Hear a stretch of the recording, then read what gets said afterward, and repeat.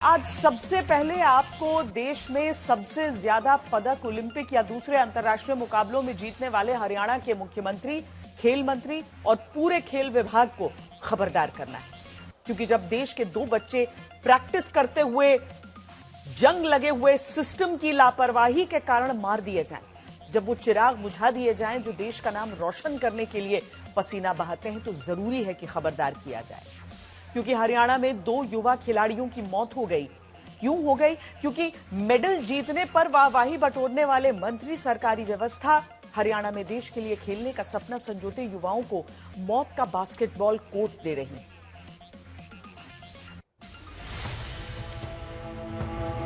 संविधान दिवस मनाते देश में हरियाणा के मुख्यमंत्री नायब सिंह सैनी संविधान के आगे हाथ जोड़कर डॉक्टर भीमराव अंबेडकर की मूर्ति पर फूल चढ़ाते हैं। लेकिन हरियाणा के मुख्यमंत्री क्या उन्हीं के राज्य में संविधान से मिले जीवन के अधिकार को कुचलकर रौंद दिए जाने के बाद बिलखते 2 बच्चों के परिवार से आंख मिलाकर कह सकते हैं कि उनकी सरकार वाकई संविधान की रक्षा करने में सक्षम है?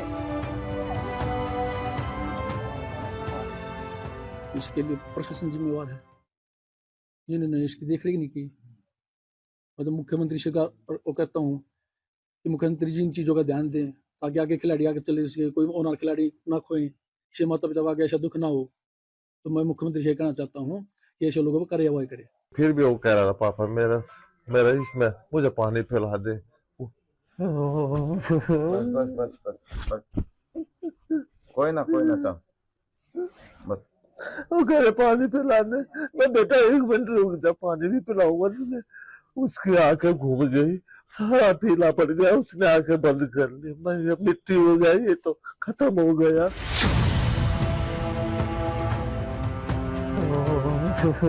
एक पिता है देश का नाम रोशन करने की तैयारी करते 17 साल के खिलाड़ी हार्दिक के, दूसरे पिता हैं खेल में ही भविष्य बनाकर भारत का नाम आगे बढ़ाने का लक्ष्य रखने वाले 15 साल के अमन के। ये 2 पिता आज एक सवाल हरियाणा के मुख्यमंत्री, हरियाणा के खेल मंत्री से पूछते हैं। हरियाणा में खिलाड़ियों को मार देने वाले क्या स्टेडियम और खेल नर्सरी चलाई जा रही है? क्या खेल मंत्री, खेल विभाग सिर्फ खिलाड़ी के पदक जीतने के बाद वाहवाही बटोरने के लिए है? क्या हरियाणा में खिलाड़ियों की जान प्रैक्टिस के दौरान ले लेने वाला ढांचा खड़ा कर रखा गया है? क्या 2 खिलाड़ियों की मौत को हादसा नहीं, हत्या मानकर केस सरकार चलाएगी? इन सवालों की वजह इस सीसीटीवी वीडियो में है। बहुत ध्यान से देखिए, क्योंकि हर घर के बच्चे इसी तरह कहीं प्रैक्टिस करने जाते हैं, जैसे 17 साल का हार्दिक राठी आखिरी बार करता दिखा।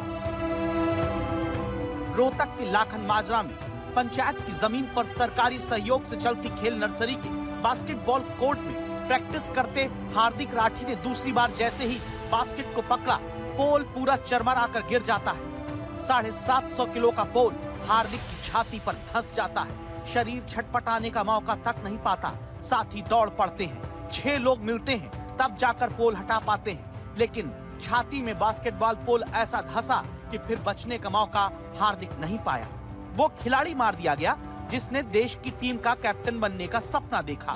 वो सितारा बुझा दिया गया जो देश का नाम रोशन करते हुए चमकना चाहता था। का सपना था कि वो मैं देश की टीम का कैप्टन बनूं। अब वो 17 साल की उम्र में नेशनल खिलाड़ी हो गया था। अब नेशनल जाना था, स्टेट में उसका हो गया था, अब उसको नेशनल खेलने जाना था। उसे इंडिया प्लेयर बनाना था कि वो सबसे अच्छा खिलाड़ी बने, इंडिया के लिए, इंडिया का नाम रोशन करे। तो सपना भी यही था।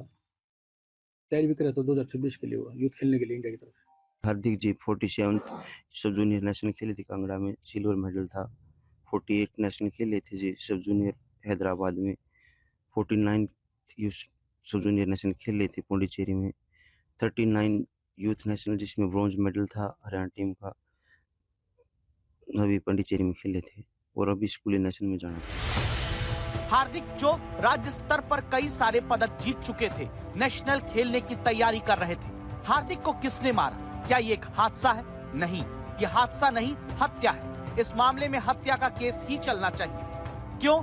इसलिए इस पोल की हालत देखिए, जंग खाकर पोपला हो चुका है, ये खोखला हो चुका है, लोहा गल चुका था, क्योंकि इसे आंख बंद करके खिलाड़ियों को उनके हाल पर छोड़ देने वाली सरकारी बीमारी की तेजाबी सोच ने गला दिया था। जिस देश में मंत्रियों की कुर्सी का तौलिया भी चमचमाता रहे, इसका विशेष ध्यान रखा जाता है, वहां बच्चों की प्रैक्टिस का कोड तक कबाड़ भरों से रखा जाता है।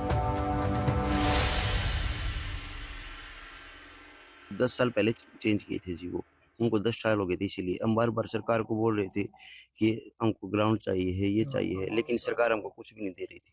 सरकार ने कुछ भी नहीं दिया जी। कोई ध्यान नहीं दे रहा जी, पूरा ना बॉल दे रहा ना कुछ दे रहा, कुछ मटेरियल भी नहीं दे रहे। हमारा गाँव से चंदा वगैरह करके तब इंतजाम करते बच्चों। मैं आपको तस्वीरें दिखाना चाहूंगा। ये वही पोल है जिसके कारण हरियाणा ने, भारत ने अपना एक जो बास्केटबॉल का नेशनल लेवल का खिलाड़ी है वो खो दिया है।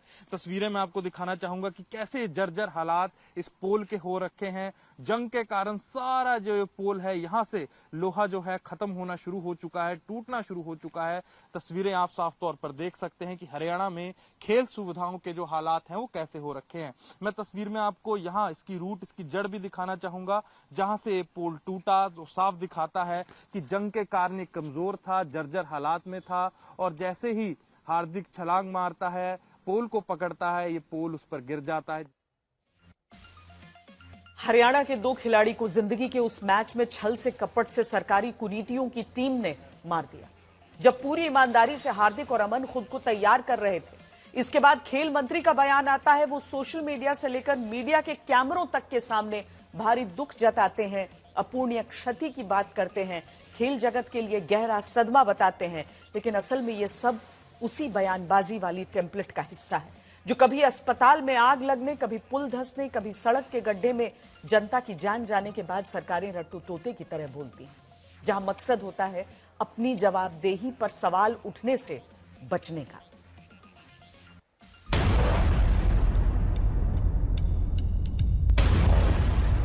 जिस हरियाणा में लगातार दूसरी बार इतिहास बनाकर जनता ने जीत दिला दी, उसी हरियाणा के रोहतक में हार्दिक उस जंग लगे पोल के पेड़ के पत्ते की तरह टूट जाने के बाद मारे गए। दावा है जिसे बनवाने के लिए पहले ही एक बार में 11 लाख, दूसरी बार में 6 लाख रुपए सांसद फंड से दिया गया। कांग्रेस के दीपेंद्र हुड्डा का दावा है कि 2 बार सांसद फंड से उन्होंने लाखन माजरा पंचायत को 18 लाख रुपए दिए थे। आरोप है कि मेंटेनेंस के नाम पर विभाग और अधिकारी टेंडर प्रक्रिया में ही उलझे रहे और पोल गिर गया, हार्दिक की जान चली गई। सरकार और सिस्टम की वजह से हुआ है, ये अपराध से कम नहीं है। सरकार द्वारा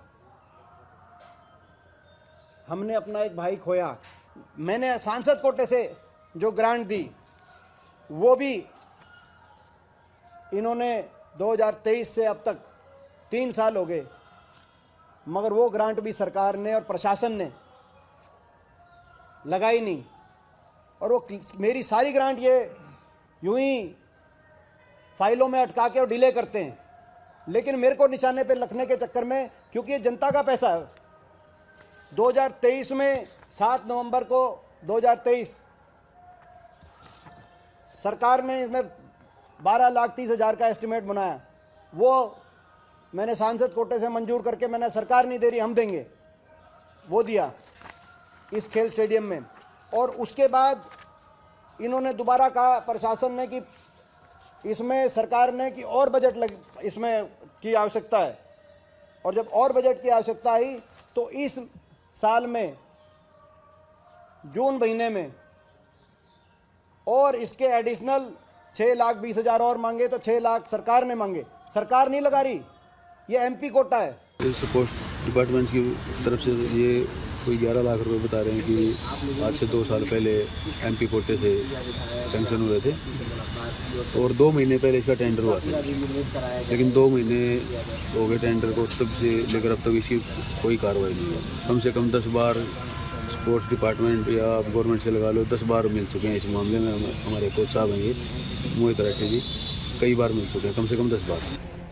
सबसे ऊपर आते हैं मुख्यमंत्री, जो जनता के लिए योजना बनाते हैं, बजट तय कराते हैं। फिर आते हैं खेल मंत्री, जो अपने विभाग के लिए जिम्मेदारी उठाते हैं। फिर हर जिले में होते हैं जिला खेल अधिकारी, जैसे रोहतक में अनूप सिंह। इन सब के बीच में खेल विभाग तमाम अधिकारी जनता के पैसे से जनता के लिए काम करने की तनख्वाह पाते हैं। लेकिन दो बार सरकार बना लेने पर आम आदमी का शुक्रिया करने वाले वर्षों से जंग खाते बास्केटबॉल के पोल के गलते लोहे को सही करने का जिम्मा नहीं उठा पाए। जहां बुधवार सुबह तक तो मुख्यमंत्री को अपने ही राज्य में किसी खिलाड़ी की मौत की जानकारी तक नहीं थी। रोहतक में आज एक बास्केटबॉल खिलाड़ी की प्रैक्टिस करते वक्त मौत हो गई, वो पोल गिर गया टूट कर। सर, इस घटना को कैसे आप देख रहे हो, क्या इसमें सर आप एक्शन लेंगे? देखिए, मेरी अभी ये विषय जानकारी में नहीं, आपने बताया है, एक बार उसकी पूरी जानकारी लेकर के उसको हाँ उसकी पूरी जानकारी। पोल गिरने से डेथ हुई है और प्राइवेट जो स्टेडियम कहा जा रहा है, तो कोई ऐसी इंक्वायरी की जाएगी कि किसकी जिम्मेवारी? अभी मैंने कहा है ना, अभी मैं उसकी जानकारी लूंगा पूरी। दोपहर होते होते जब सवाल सरकार से पूछा जाने लगा कि ये कौन सी व्यवस्था है जहां खिलाड़ियों को जीतने से पहले जीने के लिए प्रैक्टिस के दौरान संघर्ष करना होगा, क्योंकि रोहतक की तरह बहादुरगढ़ में भी वही हुआ। बास्केटबॉल का पोल टूटकर गिरने से 15 साल के अमन की जान चली गई। उस समय मैं 10वीं क्लास के पेपर है, तो हमने तैयारी कर लेते, नोट्स मंगाए, 2000 रुपये चले ये लगा दिए। तो स्कूल में जा लो पापा, आधा पौना घंटा खेल के आऊंगा, मैं चला जाऊंगा। डेली का रूटीन था, वो आ जाता है अंधेरा होने से पहले, आ जाता था खेल के। वो आम घर में एंट्री हुई है और वहां से कॉल आई, किसी राजेश गुलिया नाम के इंसान ने फोन किया, जी हम आपके लड़के के साथ ऐसे हुआ, पोल गिरा है।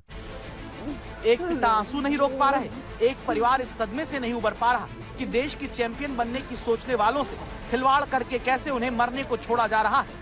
तब वहां भारी आवाज करके बड़ा दुख जताने का दिखावा करते हरियाणा के खेल मंत्री गौरव गौतम सामने आते हैं। वहाँ के डिस्ट्रिक्ट स्पोर्ट्स ऑफिसर को सस्पेंड, और वहाँ की जो खेल नर्सरी, जिस कोच के नियंत्रण में खेल नर्सरी चल रही थी, पंचायत के अंडर चल रही थी, उस खेल नर्सरी को निलंबित कर दिया है। और आगे उच्च स्तरीय जांच करा के इसमें जो भी कार्रवाई होगी वो कड़ी से कड़ी कार्रवाई होगी कि आने वाले भविष्य में कोई ऐसी दुर्घटना ना घटे जिससे कोई हमारा होनहार खिलाड़ी जाए दुनिया से। और हमारी सरकार लगातार प्रयास भी कर रही है कि बेहतरीन सुविधाएं खिलाड़ी को दी जाएं। 2 मौत के बाद सस्पेंशन, कार्रवाई और हर जगह बेहतरीन सुविधा देने की वही बात खेल मंत्री कर रहे हैं, जो हर घटना के बाद मुंह छिपाने और जवाबदेही से बचने के नाम पर करते आने का एक रिवाज चला रहा है। क्या ऐसे खेल मंत्री पर पहले एक्शन नहीं होना चाहिए, जिनके विभाग के नीम बेहोशी में होने की वजह से रोहतक की खेल नर्सरी और बहादुरगढ़ के होशियार सिंह स्टेडियम में बास्केटबॉल कोर्ट में पोल टूटकर देश के बच्चों की जान ले रहे हैं। ये दोनों रिपोर्ट देखने के बाद आज तक खबरदार करते हुए ये राय आपके सामने रखता है। पहली राय सीधी है कि इसे हादसा न मानकर हत्या कहा जाए। जिन लोगों ने बास्केटबॉल कोर्ट को मौत का कोर्ट बनाकर रखा, उन पर हत्या की एफआईआर क्यों न दर्ज की जाए, तय समय में जांच करके सजा दिलाई जाए, क्योंकि अगर ये नहीं हुआ तो फिर यकीन मानिए सिवाय खानापूर्ति के कुछ नहीं होने वाला। आज के हार्दिक और अमन की जगह कल फिर कोई खिलाड़ी और हो सकता है और खेल विभाग तब भी सिवाय दुख जताने के कुछ नहीं कर पाएगा। खबरदार तो उस पुलिस, उन एजेंसियों, उन जवाबदेहों को भी करना जरूरी है जिन्होंने 16 दिन पहले 10 नवंबर को हुए दिल्ली में फिदायीन धमाके के बाद भी कोई सबक नहीं सीखा। इसका सच आज तक आपको आज ऑपरेशन कुंभकर्ण के जरिए दिखाने जा रहा है, जहां आज तक की स्पेशल इन्वेस्टिगेशन टीम के स्टिंग ऑपरेशन में यह सामने आया है कि हरियाणा में जिस तरह आतंकी उमर ने अमोनियम नाइट्रेट, एनपीके जैसी खाद को खरीदकर उसे फ्यूल के साथ मिलाकर विस्फोटक में बदला, उसी तरह अब भी नियमों को दरकिनार करके धड़ल्ले से वो सब कुछ बिना पहचान को जांचे बेचा जा रहा है जिसे विस्फोटक में बदला जा सकता है।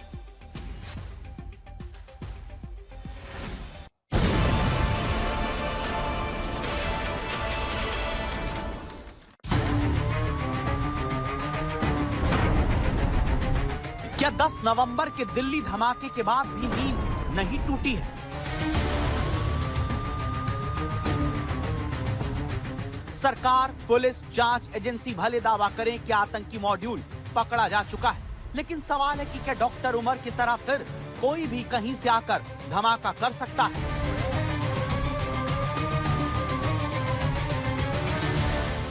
जिस तरह आसानी से डॉक्टर उमर ने दिल्ली को दहला दिया। क्या कोई और भी आकर दिल्ली में दहला सकता है? क्या आतंकी तो पकड़े गए, लेकिन विस्फोटक वाला रास्ता बंद नहीं हो पा रहा है?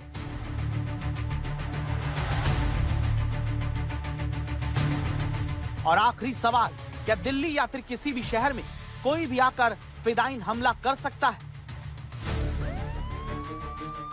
दिल्ली में 16 दिन पहले जो फिदायीन धमाका हुआ, इसमें 15 लोगों की जान गई, सैकड़ों सवाल उठे।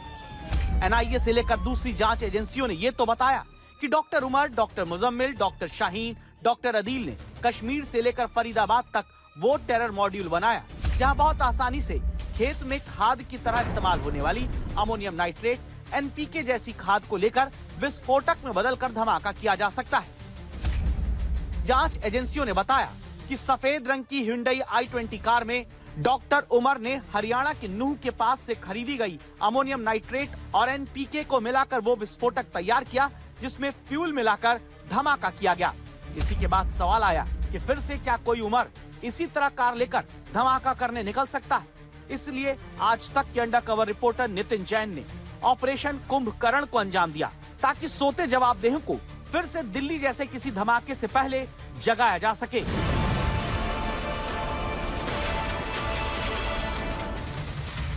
इसीलिए ऑपरेशन कुंभकर्ण के तहत आज तक की स्पेशल इन्वेस्टिगेशन टीम के नितिन जैन ये जानने निकलते हैं कि जहां से डॉक्टर उमर ने विस्फोटक में बदल देने वाला अमोनियम नाइट्रेट और एनपीके खरीदा, क्या भी वैसे ही खरीदा जा सकता है? आज तक की एसआईटी टीम हरियाणा के सोनीपत में सुरेश खाद भंडार अकबरपुर भरोटा पहुंचती है। हमको लगा कि दिल्ली धमाके के बाद अब शायद यूं ही किसी खाद की दुकान से धड़ल्ले से वो बोरियां नहीं बिक रही होंगी जो खेत में जाए तो खाद और फ्यूल से मिले तो ब्लास्ट। डीएपी मिल जाएगी? डीएपी हमारे पास एनपीके है 1450 वाला एनपीके है। हाँ 20-20-0-13। दिल्ली धमाके के बाद दिल्ली से लेकर हरियाणा समेत दूसरे राज्यों में अमोनियम नाइट्रेट और एनपीके जैसी खाद को लेकर लगातार निगरानी बढ़ा दी गई है। दावा होता है कि अब अमोनियम नाइट्रेट, एनपीके या डीएपी खरीदने के लिए आधार कार्ड देना होगा। जहां के निवासी है वहीं से सिर्फ खरीद हो सकती है। एक तय मात्रा से अधिक खरीदने बेचने पर निगरानी होती है। लेकिन उसी हरियाणा के सोनीपत में आज तक के ऑपरेशन कुंभकर्ण में दिखता है कि अब भी धड़ल्ले से कहीं से कोई भी आकर वो बोरियां ले सकता है, जिन्हें इसी तरह उमर ने लेकर दिल्ली को दहला दिया। फार्म हाउस रजिस्ट्रेशन कर देंगे उसी टाइम आपका। अरे वो फॉर्म का ही जो किला नंबर होगा ना वही डाल देंगे, उसी से ही हो जाएगा। दिल्ली का और क्या चाहिए भाई? यही चाहिए 10 कट्टे चाहिए, 10 कट्टे डीएपी से तो अटैच के आपको तो ठीक है। रेट बता दो, एक बार लिख के बता दो। एनपीके में क्या है? एनपीके एस होता है, ये सल्फर है साथ में। एनपीके एस होता है तो नाइट्रोजन, फास्फोरस, पोटाशियम इसमें 0 है, सल्फर है 20%। आप डीएपी प्रेफर करोगे तो डीएपी भी हो जाएगा, उसके 1360 रुपये का रेट है। तो जो आप कहोगे एनपीके कहोगे एनपीके, डीएपी कहोगे डीएपी भी मिल जाएगा। सोनीपत में इस दुकान पर अंडरकवर रिपोर्टर बार बार कहते रहे कि हमारे पास आधार कार्ड नहीं है, लेकिन दुकानदार खुलकर पैसा मिले तो बोरियां बेचने को तैयार मिला। लेकिन हमारे पास हम बोरी है दिल्ली में, तो दिक्कत नहीं, ये बेच देना टेम्पो गाड़ी भेजनी, वो हमारी अड्डा के बाकी और तो कुछ नहीं होगा। अगर आपका रजिस्ट्रेशन तो मैं ट्राई कर लूंगा, हो जाएगा तो ठीक है, नहीं तो कोई जरूरत नहीं है। ठीक है, ठीक है, ठीक है, थैंक यू। नहीं तो फिर हम जैसे अपने हमारे नाम है कुछ किले, यानी पहली इन्वेस्टिगेशन बताती है कि दिल्ली धमाके के बाद किसी ने कोई सबक नहीं सीखा है। उमर ने जैसे ब्लास्ट किया वैसे ही धमाका करने का सामान अब भी आराम से बाजार में बिक रहा है। फिर मैंने आपको फोन करके अपना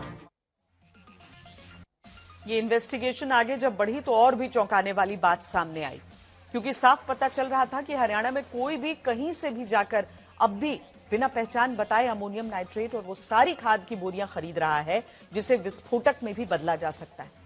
चिंता की बात यह है कि नूह जैसे इलाके में जहां से आतंकी उमर विस्फोटक बनाने वाली बोरी लाता रहा, उसी नूह में वो बारूद भी आराम से बिक जा रहा है जिससे पहाड़ियों पर धमाका किया जाता है।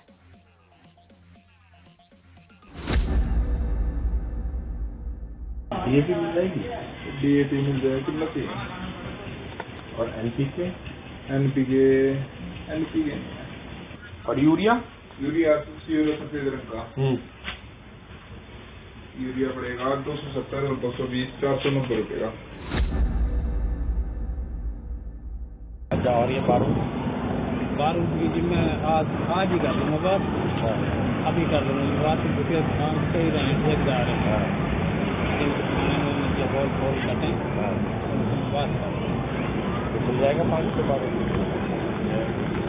ठीक है, तो फिर आप ले लोगे, फिर मैं आपको बता दूँ कैसे होगा। बात वही सरकार दीजिएगी फोन पर। तो ये जो बारूद आप जो गिरवाओगे ये वो क्वारी वाले जो है माइनिंग वाले जी ऐसी आवेगी, जैसे मतलब देखो या खास ना आवेगी सफेद ऐसा आवेगी। अच्छा, हाँ, होल काटनी नहीं, जैसे कि होल काटनी 1 फुट काटनी, 2 फुट काटनी, फिर वो हमें मतलब तो बारूद डालनी पड़े, बारूद डाल के फिर वो हमें बत्ती लगानी पड़े, बत्ती लगा के फिर वो हमें बारूद भरनी पड़े। ठीक है, तो मुझे तो बारूद ही चाहिए इस तरह। बत्ती चाहिए, बत्ती भी चाहिए। हाँ, बत्ती भी चाहिए, जब चलेगा तो बत्ती सही। बत्ती सही, मुझे बारूद का रेट पता करके बता दो आप। ठीक है जी, और मुझे 5 किलो के करीब चाहिए, है ना? ठीक है, आज बता दूंगा जी आप। यानी उमर ने जिस तरह दिल्ली में फिदायीन हमले वाली विस्फोटक से भरी कार तैयार की, वो अब भी कोई भी आसानी से लेकर निकल सकता है, क्योंकि नियम तोड़कर खाद की दुकानों से कोई भी कहीं से भी आकर न सिर्फ वो बोरियां ले सकता है जिनमें भरे अमोनियम नाइट्रेट को विस्फोटक में बदला जा सकता है, बल्कि वो बारूद भी कहीं से कोई आकर कुछ पैसे देकर ले सकता है, जिससे खेतों में डालने वाली खाद को बड़े विस्फोटक की शक्ल में धमाके के लिए बदला जा सकता है। आज तक की इस इन्वेस्टिगेशन के बाद पुलिस और दूसरी सक्षम एजेंसियां जागे, इसीलिए आज तक ने खबरदार किया है।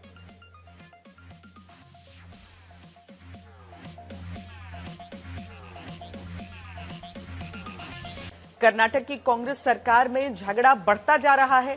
डीके शिव कुमार के समर्थक चाहते हैं कि वादे के अनुसार अब उनके नेता मुख्यमंत्री की कुर्सी पर बैठें, लेकिन सिद्धरमैया इसके लिए तैयार नहीं बताए जाते। बिहार में दूसरी सबसे बुरी हार के बाद कर्नाटक में पार्टी के अंदर की लड़ाई कांग्रेस के लिए अच्छी खबर नहीं है, लेकिन इस लड़ाई का सबसे ज्यादा खामियाजा जनता को उठाना पड़ रहा है, जो बेंगलुरु की सड़कों के गड्ढे, खराब सड़कों और ट्रैफिक से परेशान है। भारत के दूसरे अंतरिक्ष यात्री शुभांशु शुक्ला का बेंगलुरु के खराब ट्रैफिक पर मजाकिया लहजे में दिया बयान हाल ही में काफी चर्चा में रहा। उन्होंने कहा था कि अंतरिक्ष में यात्रा करना शहर के खराब ट्रैफिक को पार करने से कहीं ज्यादा आसान है। जून 2025 में जारी ट्रैफिक पुलिस के हीट मैप के अनुसार बेंगलुरु में हर दिन करीब 190 किलोमीटर तक लंबा जाम लगता है। 2024 के मुकाबले इस साल लोगों का वन वे सफर 16% बढ़ गया। बेंगलुरु में हर यात्री साल में लगभग 117 घंटे सिर्फ ट्रैफिक में फंसा रहता है। बेंगलुरु के लिए ये आंकड़े किसी बदनामी से कम नहीं है।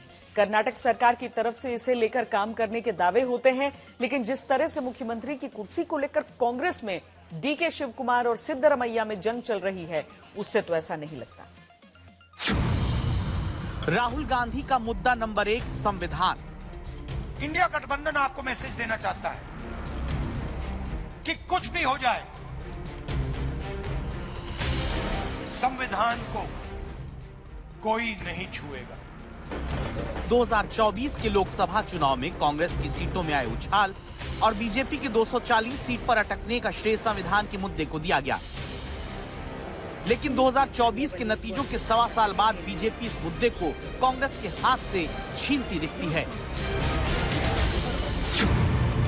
राहुल गांधी का मुद्दा नंबर 2 एसआईआर करके नए वोटरों को जोड़कर, वोटरों को काटकर ये बिहार का चुनाव चोरी करें। संविधान की तरह राहुल ने वोटर रिवीजन वाले मुद्दे पर दांव लगाया। बिहार चुनाव से ठीक पहले इसे लेकर कथित हाइड्रोजन बम फोड़ने का जोखिम लिया, लेकिन बात नहीं बनी। राहुल गांधी का मुद्दा नंबर 3 जाति का कार्ड। सारे के सारे 10% आबादी में से आते हैं, सेना में उनका कंट्रोल है। बिहार में वोटिंग से आने पहले राहुल गांधी ने जाति का कार्ड लगातार चला, लेकिन इसका भी कोई फायदा नहीं हुआ। कांग्रेस को खबरदार करती बात ये कि कर्नाटक में पार्टी की अंदरूनी लड़ाई राहुल गांधी के इस पसंदीदा मुद्दे की भी हवा निकाल सकती है। In 2029, you should see that Rahul Gandhi will be the Prime Minister of this country.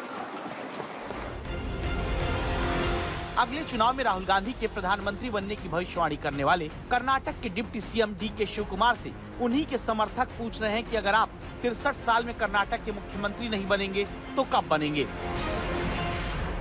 200% ಅವನು ಹಾಗೆ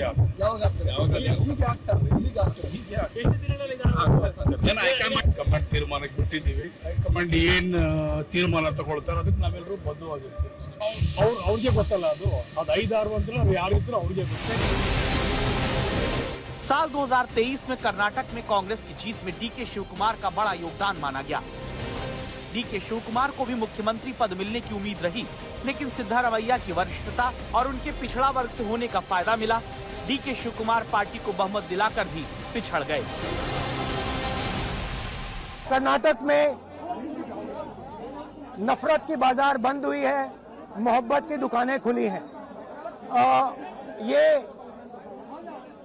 सबकी जीत है। सबसे पहले ये कर्नाटक की जनता की जीत है। लेकिन फिर DK शिवकुमार ने ये कहकर एक बड़ा धमाका कर दिया कि 5-6 लोगों के बीच एक गुप्त समझौता हुआ है और वो इस पर सार्वजनिक रूप से बोलना नहीं चाहते, क्योंकि इससे उनकी अपनी पार्टी को शर्मिंदगी होगी। DK शिवकुमार ने जिस गुप्त समझौते के बारे में याद दिलाया वो 2.5 साल सरकार चलाने का फॉर्मूला कहा जाता है। बतौर मुख्यमंत्री सिद्धारमैया के 2.5 साल पूरे हो चुके हैं। इसी के बाद से DK शिवकुमार के समर्थक अब सत्ता अपने नेता के हाथ में चाहते हैं, लेकिन सिद्धारमैया इसके लिए तैयार नहीं बताए जाते।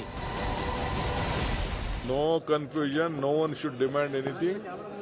No demand is anything. There is no any groups. What you are protecting, there is only group, the Congress group. Our group is 140 MLAs. DK Shivkumar जिस तरह से अपने समर्थकों से मिल रहे हैं, जिस तरह उनके समर्थक विधायक मंत्री दिल्ली में बार-बार डेरा डाल रहे हैं, जिस तरह DK शिवकुमार के घर पर विशेष पूजा पाठ हो रहा है, उससे लगता है कि इस बार DK शिवकुमार भी पीछे नहीं हटना चाहते। We want to see that 28 we will come back to power. So in that we had a political strategy how to bring back the party back to power. So we all have a roadmap to take every section of the society together. खबर है कि DK Shivkumar काफी समय से राहुल गांधी से बातचीत करने की कोशिश करते रहे, लेकिन उन्हें मौका नहीं मिल पाया। सूत्रों की माने तो राहुल गांधी ने DK शिवकुमार को एक मैसेज करते हुए कहा कि प्लीज इंतजार करें, मैं आपको कॉल करता हूं। सूत्र कहते हैं कि DK शिवकुमार अंदरूनी हालातों के बारे में राहुल गांधी से बात करना चाह रहे थे, लेकिन सूत्र ये जानकारी देते हैं कि DK शिवकुमार ने सोनिया गांधी से भी मिलने का समय मांगा है। शिवकुमार 29 नवंबर को दिल्ली जाने की तैयारी कर रहे हैं। इसी दिन उन्होंने पूर्व कांग्रेस अध्यक्ष से अपॉइंटमेंट मांगा है। I will seek time if anything is there, because I want to finalize this MLC seats. 4 MLC seats I will send, and there is our KPCC trust. I wanted to reorganize the trust also on our properties. I want to discuss that with my party senior leaders. Bihar में उम्मीदें बुरी तरह टूटने के बाद कांग्रेस के सामने अब अपने सबसे बड़े राज्य की सरकार बचाने का संकट है। वरिष्ठता के आधार पर राजस्थान में अशोक गहलोत, मध्य प्रदेश में कमलनाथ को सरकार की कमान सौंपना पार्टी को भारी पड़ चुका है। इसी तरह छत्तीसगढ़ में 2.5 साल मुख्यमंत्री बनाने के वादे को नहीं निभाने और भूपेश बघेल को वरीयता देने का खामियाजा पार्टी ने TS सिंहदेव के गढ़ सरगुजा में सीटें और आखिर में राज्य गंवा कर चुकाया।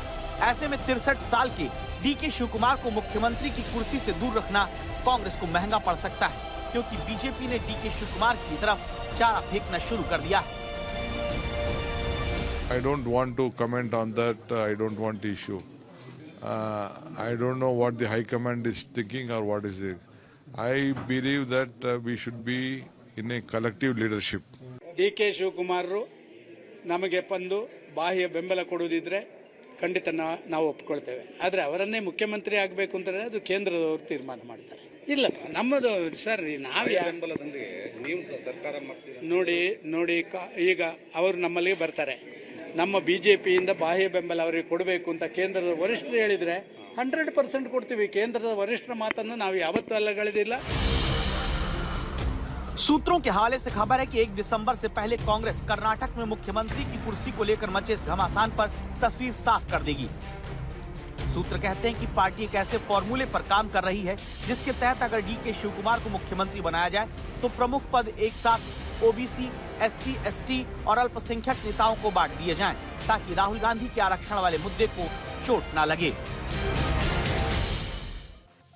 अब बात पाकिस्तान से आई उस अफवाह की जिसने पाकिस्तान की खतरनाक सियासत और उस सेना के शिकंजे को एक बार फिर बेपर्दा कर दिया। इमरान खान की मौत की अफवाह आज दोपहर में ऐसी फैली कि एक पल को लगा कि पाकिस्तान में कहीं एक बार फिर इतिहास तो नहीं दोहराया जा रहा। इमरान खान जेल में है। आसिम मुनीर संविधान में संशोधन करके पाकिस्तान के बादशाह बन चुके हैं। इसीलिए अगर वो इमरान जैसे लोकप्रिय नेता को चुपचाप जेल में मरवा भी दे तो कोई कानून कुछ नहीं बिगाड़ पाएगा। इमरान खान की पार्टी ने भले ही मौत की खबर को अफवाह बताया, लेकिन इमरान पर सस्पेंस बरकरार है। इसकी पहली वजह यह है कि इमरान खान से उनकी बहनों को मिलने नहीं दिया जा रहा। साल भर से इमरान की 3 बहनों ने अपने भाई को नहीं देखा। उनसे मुलाकात को लेकर वो धरना प्रदर्शन कर रही हैं। दूसरी बड़ी खबर इमरान के वकील ने बताई कि इमरान खान का 3 हफ्ते से अता पता नहीं है, मतलब वो कहां है, किस हाल में, कुछ पता नहीं चल रहा। पाकिस्तान की सेना और सरकार पर इमरान को लेकर शक इस बात से भी गहराता है क्योंकि अदालत के बार बार आदेश देने के बावजूद इमरान खान को बहनों, वकील, डॉक्टर किसी से मिलने नहीं दिया जा रहा। सोचिए, हाईकोर्ट के आदेश की भी धज्जियां उड़ रही हैं। यह है पाकिस्तान। जेल में इमरान खान को अलग रखा गया है, मतलब क्या हो रहा है उनके साथ, किस हाल में है, इसकी जानकारी जेल में बंद दूसरे कैदी भी बताने की हालत में नहीं है। इमरान की मौत की अफवाह इसलिए भी फैली क्योंकि इतना सब कुछ होने पर भी न तो पाकिस्तान की सरकार कुछ कह रही है, न वहां की सेना का कोई बयान आया है, जबकि इमरान खान की बहनें खुलकर सेना और सरकार पर गंभीर आरोप लगा रही हैं। सवाल यह है कि इमरान खान के साथ ऐसा क्या हो रहा है कि उन्हें लेकर सबने होठ सिल लिए हैं। आसिम मुनीर को बुज़दिल कहने वाले इमरान खान जिंदा हैं या फिर मार दिए गए? क्या आसिम मुनीर ने अपने सबसे बड़े दुश्मन को ठिकाने लगा दिया? क्या पाकिस्तान में इतिहास दोहराया जा रहा है? जिस तरह से जियाउल हक ने जुल्फिकार अली भुट्टो को फांसी के तख्ते पर लटकाया, क्या उसी तरह का सलूक आसिम मुनीर इमरान खान के साथ करने जा रहे हैं? इमरान खान को आसिम मुनीर से खतरा है, ये बात सारी दुनिया जानती है, लेकिन सवाल है कि क्या इमरान की बहनों का ये सबसे बुरा सपना सच हो गया? इस सवाल की वजह पाकिस्तान की अदियाला जेल में बंद इमरान खान से उनकी बहनों की मुलाकात न हो पाना है। सवाल है कि अगर इमरान खान ठीक हैं तो फिर उन्हें अपने परिवार से मुलाकात क्यों नहीं करने दी जा रही? इस वक्त रावलपिंडी समेत पूरे पाकिस्तान का माहौल गर्म है। मंगलवार रात से इमरान खान की 3 बहनें अलीमा खान, नोरीन नियाजी और डॉक्टर उज़मा खान इमरान के समर्थकों के साथ जेल के बाहर धरने पर बैठी हैं। आरोप लगाया कि शांतिपूर्ण विरोध के दौरान पंजाब पुलिस ने अंधेरा कर उन पर लाठीचार्ज किया। 71 साल की नोरीन खान ने दावा किया कि उन्हें बालों से पकड़कर सड़क पर घसीटा गया। दूसरी महिलाओं के साथ भी मारपीट की गई। इमरान खान से उनकी बहनों की मुलाकात साल भर से नहीं हुई है। 30 अक्टूबर 2024 को इमरान से उनकी बहनें आखिरी बार मिली। इमरान खान से मुलाकात को लेकर उनका परिवार इस्लामाबाद हाईकोर्ट गया और इस साल मार्च में अदालत ने इमरान खान को परिवार और वकीलों से नियमित मुलाकात करने की मंजूरी दी। फिर भी जेल प्रशासन आदेश का पालन नहीं कर रहा। पिछले महीने अदालत ने दोबारा मुलाकात बहाल करने का निर्देश दिया, फिर भी उनकी बहनों को अब तक एक भी मुलाकात नहीं मिल पाई। इसके बदले में पुलिस ने इमरान की बहनों से दावा है मारपीट की। इमरान खान की पार्टी का दावा है कि उनके नेता को महीने भर से ज्यादा समय से जेल में पूरी तरह अकेले और अलग रखा गया है। परिवार और वकीलों तक को इमरान से मिलने नहीं दिया जा रहा। इमरान खान की कानूनी टीम के एक सदस्य ने कहा है कि उन्हें किताबें, आवश्यक सामान और कानूनी सलाह नहीं दी जा रही है। पाकिस्तान में हमेशा से जिसकी लाठी उसकी भैंस वाला हाल रहा है। इस वक्त वहां पर आसिम मुनीर का कंट्रोल है, जिन्हें इमरान खान को रास्ते से हटाने का टास्क देकर नवाज शरीफ ने आर्मी चीफ बनाया। लेकिन मुनीर अब सबसे ज्यादा ताकतवर बन गए हैं। जो सबसे लोकप्रिय नेता इमरान खान को अपने रास्ते का सबसे बड़ा कांटा मानते हैं।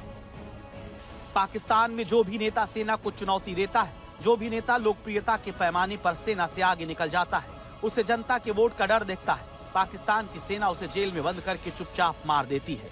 इमरान खान भी पाकिस्तान की सेना के सबसे बड़े दुश्मन बन गए हैं, जो उसे पाकिस्तान की सरकार के तहत लाना चाहते हैं, जो किसी भी हालत में पाकिस्तान की सेना को मंजूर नहीं है। इसलिए इमरान खान की मौत की खबर भले ही अफवाह बताई जा रही हो, लेकिन इमरान खान की जान को खतरा है, इससे कोई इनकार नहीं कर सकता। जुल्फिकार अली भुट्टो एक वक्त पाकिस्तान के सबसे ताकतवर नेताओं में शुमार थे। पाकिस्तान के वाणिज्य मंत्रालय से लेकर विदेश मंत्रालय जैसी जिम्मेदारियां संभालने के बाद उन्होंने पाकिस्तान पीपल्स पार्टी का गठन किया। इसके बाद 14 अगस्त 1973 को वो पाकिस्तान के प्रधानमंत्री बने, लेकिन इसके केवल 4 साल बाद 5 जुलाई 1977 को जनरल जियाउल हक ने सैन्य तख्ता पलट कर दिया। इसके बाद एक हत्या के मामले में साल 1989 की 4 अप्रैल को उन्हें फांसी दे दी गई। इमरान खान के अलावा पाकिस्तान में सेना को खुलकर कोई चुनौती नहीं दे सकता। इसी वजह से इमरान खान आसिम मुनीर के निशाने पर हैं। इमरान खान या अकेले पाकिस्तान के ऐसे नेता हैं जो पाकिस्तान के सभी राज्यों में लोकप्रिय हैं। यही वजह है कि पाकिस्तान की सेना नहीं चाहती कि मुल्क में उनके नेतृत्व में मजबूत सरकार बने। इमरान खान को सेना अपने लिए इसलिए खतरा मानती है क्योंकि उसे लगता है कि अगर वो बाहर आए तो पाकिस्तान में सेना की नहीं चल पाएगी। पाकिस्तान में इमरान खान कितने बड़े नेता हैं, ये बात उनकी गिरफ्तारी के बाद सारी दुनिया देख चुकी है। इसीलिए पाकिस्तान की सेना हर हाल में इमरान खान को जनता से दूर रखना चाहती है।